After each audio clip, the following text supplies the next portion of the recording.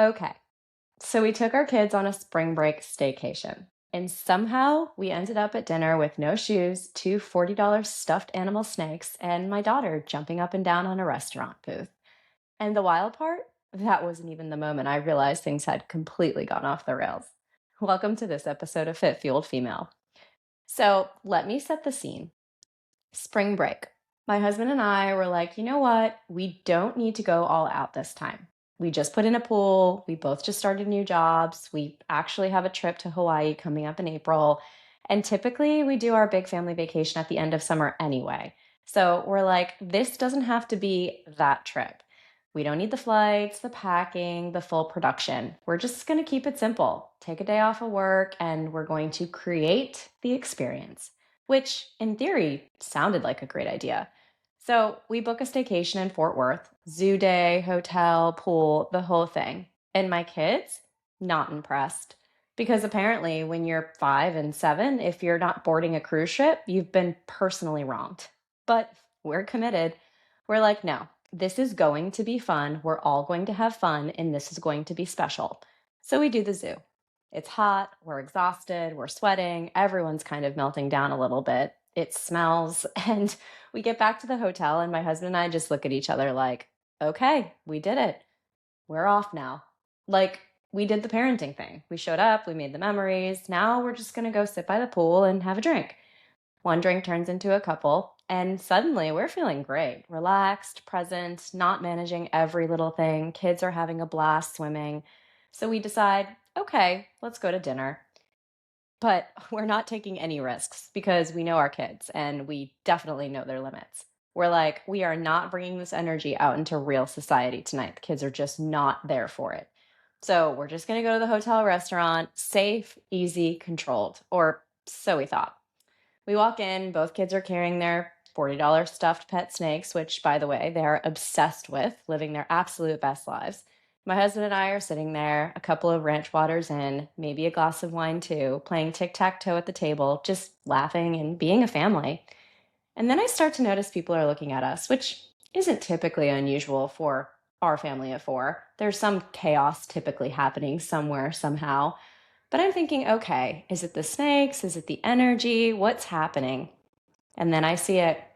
My daughter is jumping on the booth, like fully bouncing, no awareness, no hesitation. And that's when it hits me. She doesn't have shoes on. Not like she took them off. No, we never even brought them.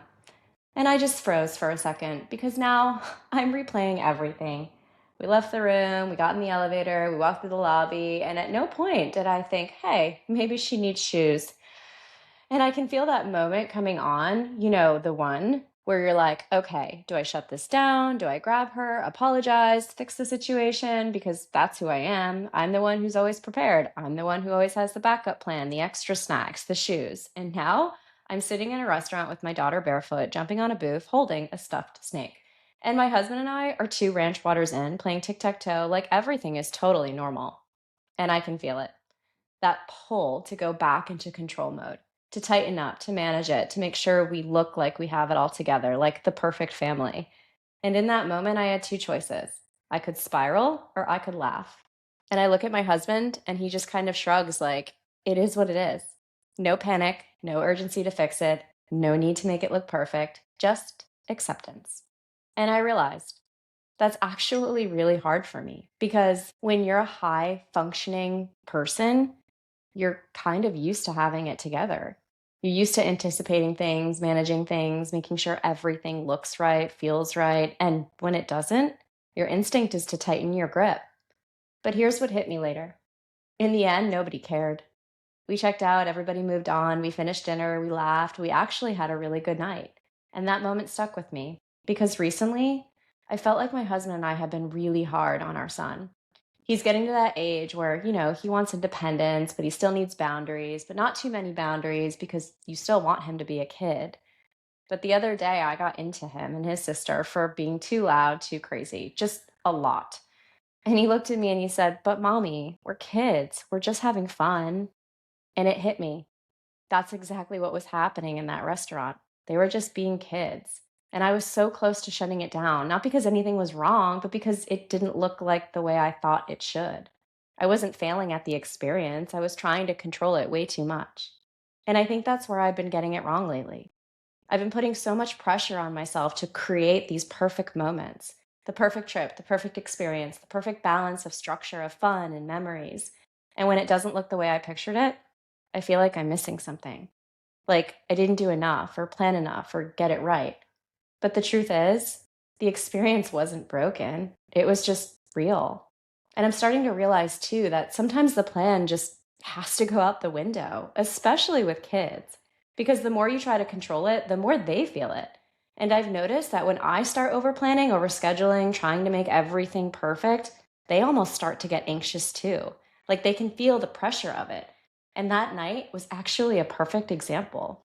We had dinner reservations, we had a plan, but the kids were in the pool having so much fun, just completely in their element. And we knew if we pulled them out to make that reservation, everyone would have been miserable. They would have been rushed, we would have been stressed, the whole thing would have felt forced, and it probably would have fell apart. So we didn't. We just let it go. We stayed, we let them play, we left when everyone was actually ready. And aside from forgetting the shoes, it was exactly what we all needed. And that doesn't come easy to me. I like a plan, I like structure, but I'm realizing not every moment needs to be optimized. Some of them just need to be experienced.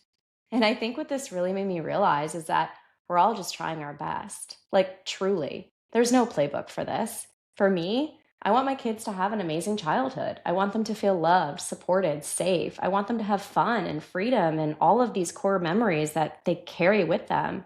But I also know if I try to control every aspect of that, sure, it might look amazing on the outside, but they'll probably be in therapy by 18. And that's the part no one really talks about. It's such a delicate balance because, on one hand, you don't want to raise entitled kids.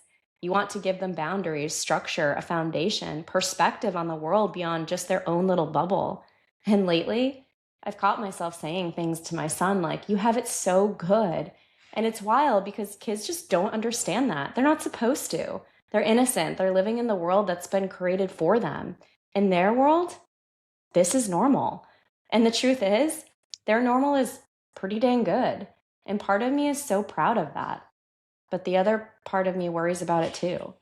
I worry that they grow up in this version of normal and don't fully see what the world is really like outside of it. And to me, that's one of the hardest parts about being a parent, making sure they feel safe and supported while also helping them understand that there's more beyond these four walls.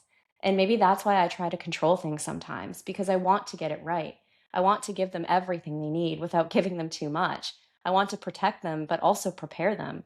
And the truth is, I'm still learning where that line is. Let's move to your power move for the week.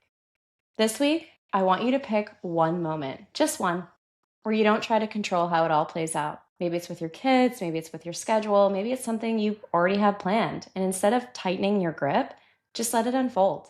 Let it be a little messy. Let it run a little longer than you planned. Let it not look the way you pictured it. Because the goal isn't to get it perfect, it's to actually experience it while you're in it. And trust me, it might not look how you expected. It actually probably won't, but it might end up being exactly what you needed. So, what's been fueling me lately? Honestly, this week, just normalcy. This past week, I didn't have to travel. I didn't have any evening events. I got to be home every night, dinner with my family. My routine actually felt like a routine again. And it was incredible. Nothing big, nothing over the top, just normal life. And I didn't realize how much I needed that reset until I was in it. Unfortunately, it's short lived because I'm back on the road all week this week. But having those moments, those weeks that just bring you back to reality, oh, they're so needed. And I can't tell you how grateful I was for it. Because sometimes it's not the big trips or the big plans, it's just being home, being present, and letting that be enough. So I guess if there's anything I'm taking away from all of this, it's not that everything has to be perfectly planned out to be meaningful. Sometimes the best moments are the ones that don't go according to plan at all, where the kids are a little wild. Things don't look perfect and you're not fully in control, but you're actually in it. And maybe that's the balance I'm still learning, how to give my kids an amazing childhood without trying to control every single part of it. Stay fit, stay fueled, and stay present. Thank you for being with me, and I cannot wait to see you next time.